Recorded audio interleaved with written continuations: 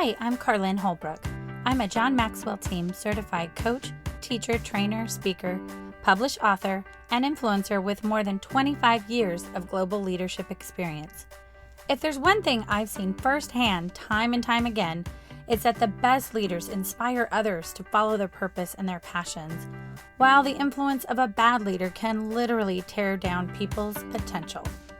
Join me for a few sips of leadership tips that will help you become a better leader by first conquering the hardest person to lead, you. The Great Resignation, the turnover tsunami. You name it, the media has come up with fun alliteration to describe this period of time where people seem to be leaving the workforce in droves. And to be honest, I was looking through my own podcasts and I was like, I swear I talked more about that or shared a little bit more about that. But what I was remembering was I did a blog post about this, I think before the holidays a few months ago, called Retention. Get it? Tension, retention. Because I was actually starting to see in my own circle and my own work life and talking with friends, even from other companies too, there was this like desperation of leadership of, oh my gosh, people are walking out the door. What do we do? What do we do? And quick, promote anybody that's here, give them money, give them whatever they're asking for just to avoid the turnover. And I get it on one hand. It is hard to stabilize a company, to stabilize a business, a team.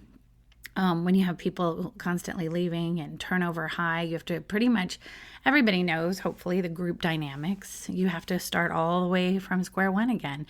When one person on a team changes, when any disruption happens, you literally start over. And I think a lot of leaders take that for granted. You start back at that famous storming phase where you're resetting the group dynamic and having to figure out, how do we get to that norming phase? And then how do we really start to, work through all of those stages together until you are a high-performing team and performing pace.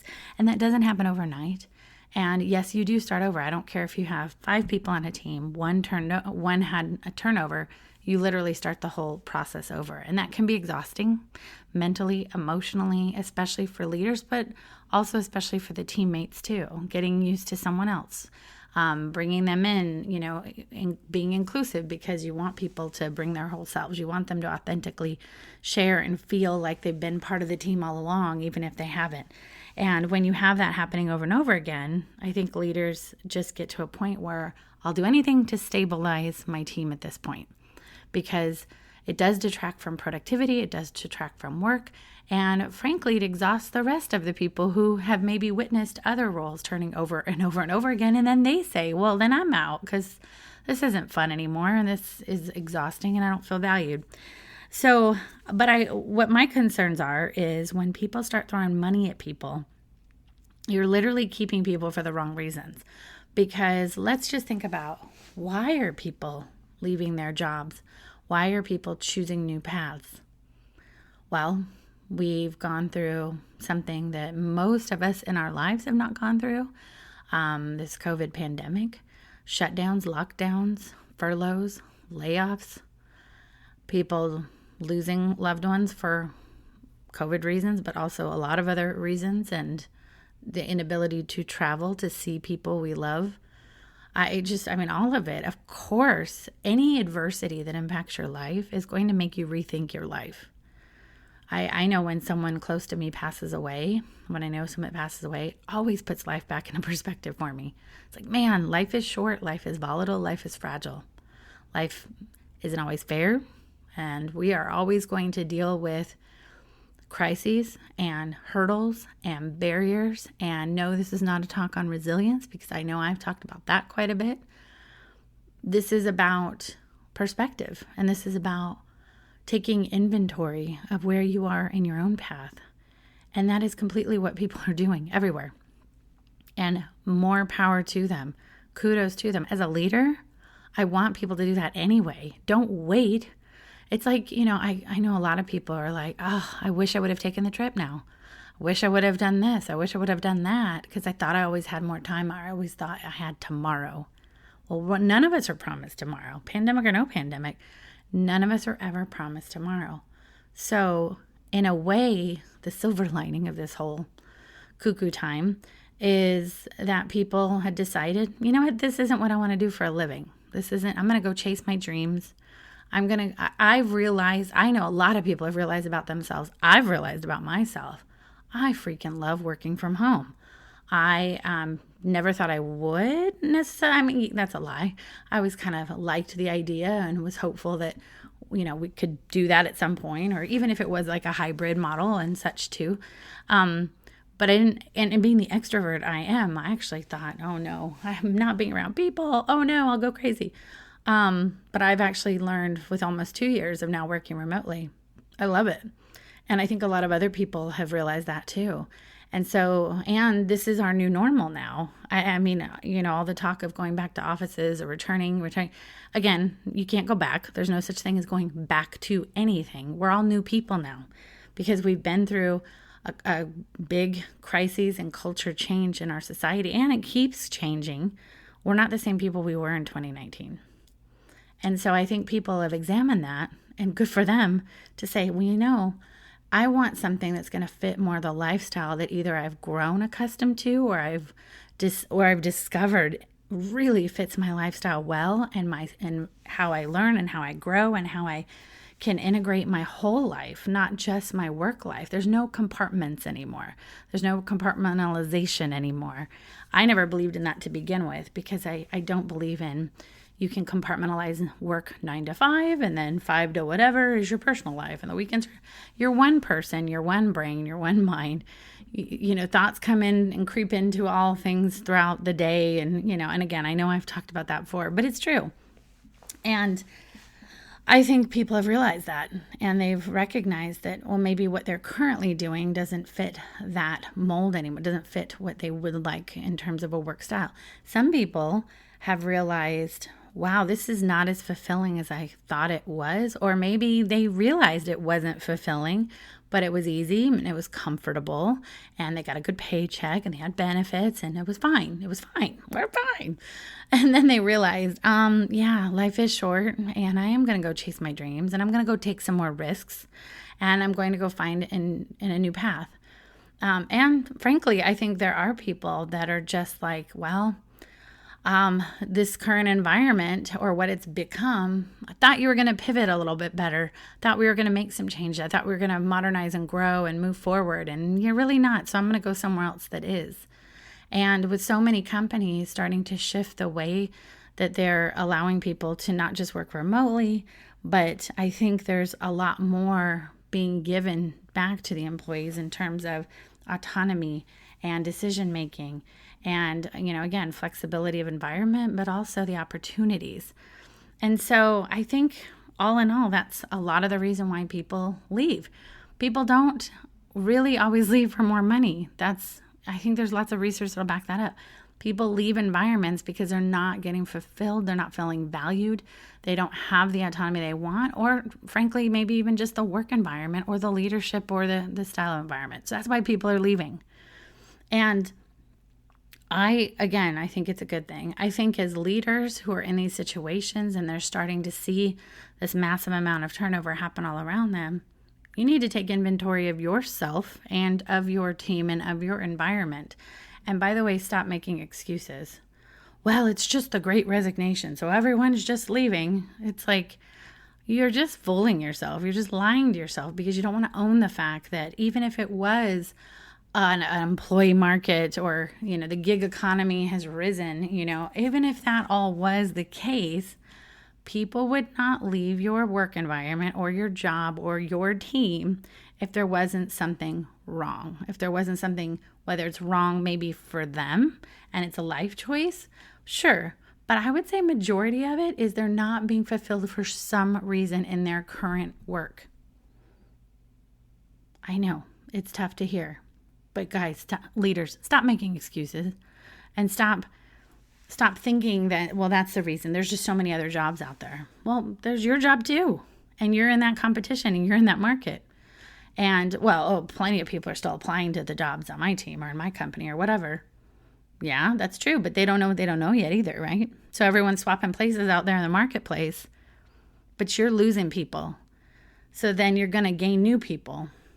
But what have you changed?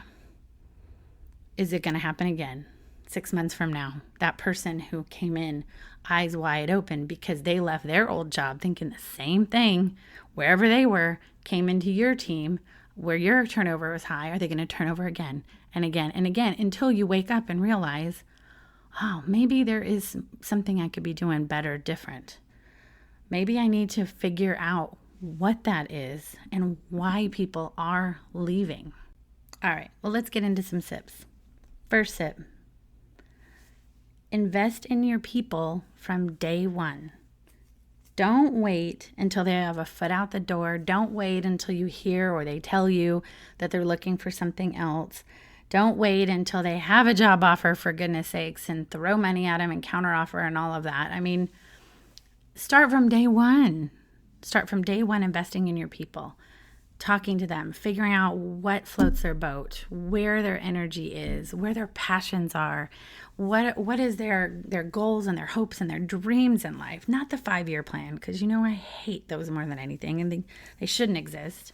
What are your goals? What are your goals? What do you see your future to be? What's that path look like? What can I do to help you get there? How can I grow your skills? Where do you want your skills to grow? Where can we work together to create a plan for that and to nurture and to coach from day one? And what's so sad is I hear about this and I see this time and time again, is that people come in new and they're not rolling out red carpet. They're not, embracing it. They're not spending time and creating really thoughtful onboarding plans and to make sure that they really do feel grounded in this new environment, new team, new leadership. It can be overwhelming. I don't care if you're moving role to role within or job to job within the same company, or if you're coming from one company to another. It's an overwhelming amount of change and nervousness that person's feeling. And if you're just like, nah, just go talk to these people and you'll figure it out. If you're doing things like that, you're not investing in your people from day one. You're not taking an interest in them.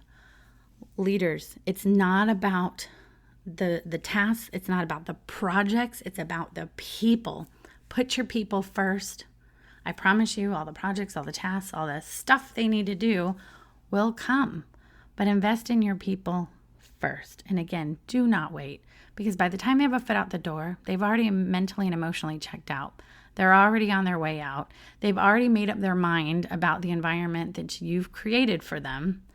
And they're done. Whether they hang on for a little bit longer or not, or whether you throw more money at them and they decide to stay for money, that's the head and that's not their heart. You got to get their hearts won over early, before ahead, and before you ask for their hand. So just remember that. All right, second sip. You can't fake a healthy work environment. You cannot pretend that, oh, we're good because we're all going to go to lunch together. Or, oh, we're good because we do Zoom games on the holidays together. And oh, it's fine. And I'm going to show the world that we are so great here because we do these things together. That's optics. It's a lot of optics. Or thinking that having these sorts of like cool perks and these like little benefits and things that, a lot of companies have for their employees, you think that's, oh, that makes it healthy. It's like, no. And just because it's healthy in your mind doesn't mean that it is a healthy environment. You can't fake it. It starts with leadership. It starts in John Maxwell, everything rises and falls on leadership. So if you don't have a healthy environment, if you do have people leaving for a lot of reasons, that should tell you something. That isn't, you've done something to that environment and it does belong to you. It's not their peers' fault because, oh, well, that's because they don't get along with that person. Stop making excuses and dig into it. Which really leads me to my last sip. Don't ask questions you don't want the answer to. So I know that there's a lot of people, leaders are again, stressing out, trying to figure out why are people leaving, what's going on, how do we keep people, how do we engage people, but what does all that mean? So they're spinning up task force, they're doing exit interviews, they're trying to talk to the leaders and ask them what's going on. Oh my gosh, guys, these things don't work. This doesn't work in this approach. You can't create a task force that's going to figure out why people are leaving. If you want to know why people are leaving, you need to go to the source, not their leaders. I guarantee that, because you're going to get a lot of filtered stuff. Because guess what? A lot of your frontline type leaders are going to say, oh, well, it's never about me. It's because other organizations have more to offer, more money, flexible work environment, all those things. And some of that might be true, but then you're not going to get to the nitty gritty. And you're not going to get that in an exit interview, because more often than not, people I coach and mentor tell me, oh, I'm going to leave on the higher road. I'm going to just nod and smile on my way out and not give them any reason to think I was such a disgruntled employee. And besides, if I say something anyway when I have an exit interview, whether it's to HR or a leader, they're not going to do anything about it anyway. So what's the point? Why waste my breath? Why waste my energy? So a lot of people are just going to, oh yeah, I really appreciate the opportunity I've had. And they're going to give you this wonderful talking point about how I just was ready for a new challenge and this, that, and the other. And again, some of that is probably true. But if you really want to get down to the dirt level, ground zero of what the heck is going on, then you need to have a different, almost guerrilla tactics with your team members. And it's got to be more about the water cooler than it is about top down. Task force led by leaders, task force like championed by leaders, surveys championed by your leaders. Anything that's coming from like a top down, you're never going to get the whole story. You're never going to get the insider's look. The best way you're going to get that is people talking to other people within the organization, and it's going to have to be a groundswell, and it's going to have to be voices up, not voices down. What I mean by this too is it's not just the leaders that need to pry and ask questions more of people. And I don't mean interrogate, don't pull them in a room and stick a spotlight on them. This is not CSI. I mean, really ask those heart questions, heart and hard questions about what's going on. They may or may not still be honest with you, because I think there's still a lot of fear, sadly. If you don't have a really authentic relationship, a valued relationship with your people from day one, that they know that they can be upfront and honest with you and trust you, and you've built that, they're not going to be upfront, honest, and tell you when they have a foot out the door and in the 11th hour. But what I will say is, one, at least you try, and you have to still try, and you have to still have those conversations, and not in an accusatory way. Do it over coffee. Do it over Zoom coffee. Make it more casual and say, look, I really humble yourself and be vulnerable. Like, I get it. Empathize with them. There's a lot of things that I'm struggling with too. I want to do better. I want to try to help. And even if maybe you're already walking out the door, and by the way, always be happy for them, because that's also the right thing to do. If it's their choice, their career path, there's no loyalty here. People are not being disloyal to you. Oh my gosh. Leaders that think people are disloyal because they go and they do another job to me are so egotistical and full of themselves. It's like, oh yes, you're right, leader. It was all about you. Like, that's the whole reason I'm just disloyal. There's no loyalty. The loyalty of people should absolutely be to what their purpose is, what their passion is. And if they're finding a different way, then more power to them. Applaud them. Wish them well. But also ask why. I think another powerful way too is listen to people along the way and look for the cues along the way. Don't dismiss people just because you have to get out what you need to from a company policy perspective, or what the company line is, or what the company is telling you to say. Pause and just listen to people. Pick up on the cues. It's all there. Even if people aren't being overt about it, you can tell what's troubling people, what's bothering people, the whys behind some of the unhappiness or lack of feeling valued. Okay, now here's a bonus sip.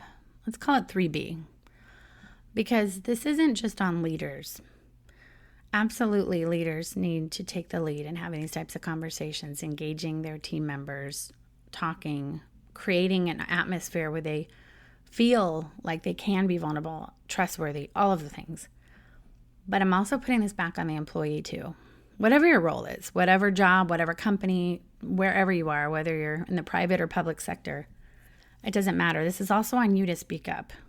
It's also on you to voice when something is not right and not feeling right. And you should not also wait until you're at the point of apathy, frustration, disgruntled, whatever, put any, adjective you want to it. You should not wait until it's festered so much that you want another job and you're out the door. If there are things in your environment, especially if they're leadership problems, I don't care how high it goes, we have got to use our voices. We've got to have the courage to speak up. And if we see something, we have to say something. Because how else do you fix things? How else do you even let leaders fix things? Give them the opportunity to fix, to change, to adjust.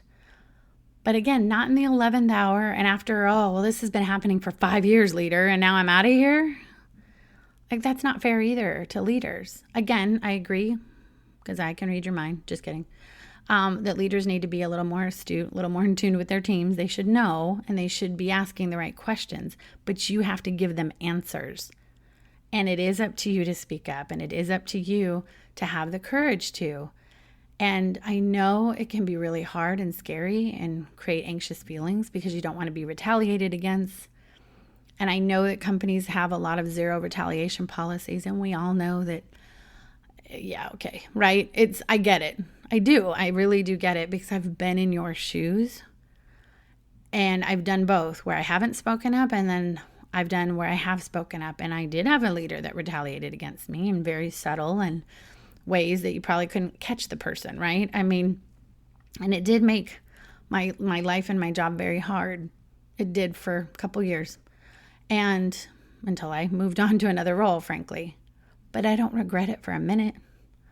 I'm so glad that I spoke up. I'm so glad I had the courage, as scary and painful as that was. And yeah, there were days I thought I was going to lose my job.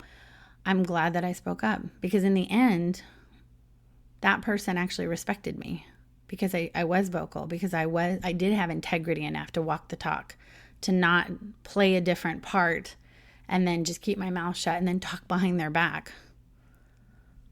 Right? Because that's what we do. We get mad, we get frustrated, we bash, that leader, this, and then we don't speak up, and then nothing changes. And then all it does is fester. And that, you're creating a toxic environment too, by playing that role.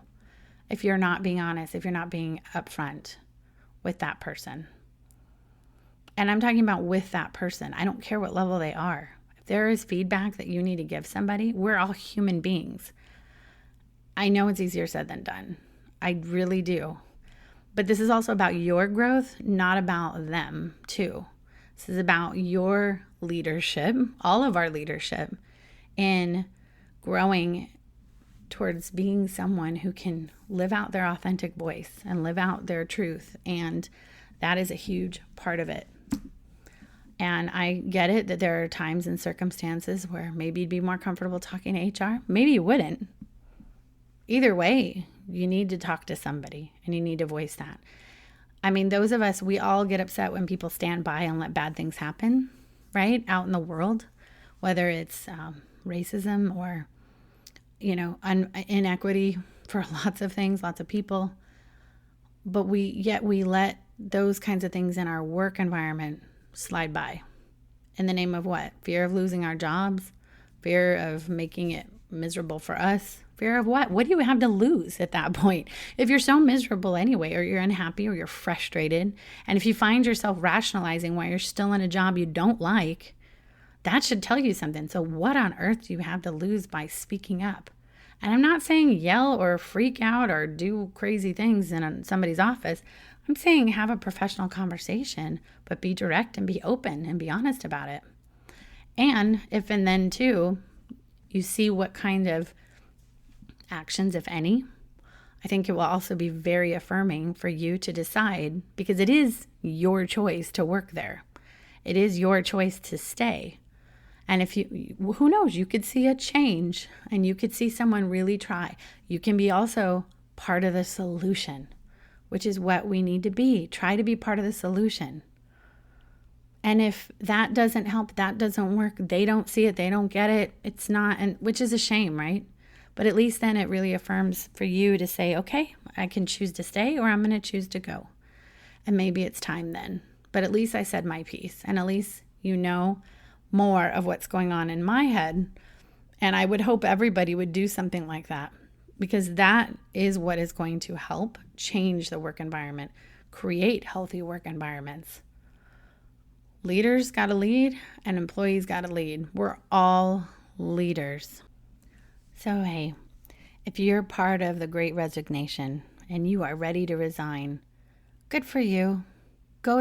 If you want to go find a new adventure, start a new chapter, do something different, take the risk. What do you have to lose? Life is a series of just hopping from zigzag lines to zigzag lines here and there and having new adventures, new chapters. Just make sure you're doing it for the right reasons.